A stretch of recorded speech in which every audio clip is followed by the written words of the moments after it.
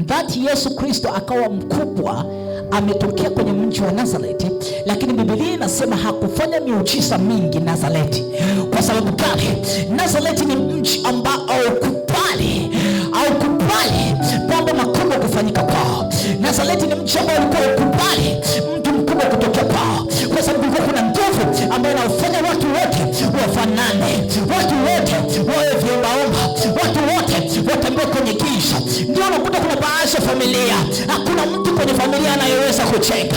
Ndipo unakuta kwenye familia hakuna mtu ambaye anaweza kupata kazi kwenye familia, hakuna mtu ambaye anaweza kukimbiliwa na watu wengine kwenye familia. Watu wote kwenye familia wako chini, watu wote kwenye familia ni viombaomba, watu wote kwenye familia hakuna kitu ambacho wanaweza kufanya. Kuna strong man. Ndivyo ilivyokuwa mji wa Nazareti. Lakini Yesu Kristo alipokuja akazaliwa Nazareti, akatokea Nazareti, akawa mtu mkubwa ndani ya Nazareti, akawa mtu mkubwa ndani ya Israeli. Nathanaeli anashangaa, anasema sikujua kama Nazareti hii inaweza ikatoa mtu mkubwa, inaweza ikatoa mtu maarufu, inaweza ikatoa nabii mkubwa, inaweza ikaleta mtu mkubwa.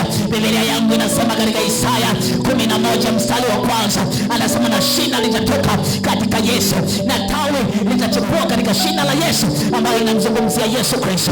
Kwa atatokea Nazareti, mji mdogo usiosaminiwa, mji mdogo usiozaa watu wakubwa.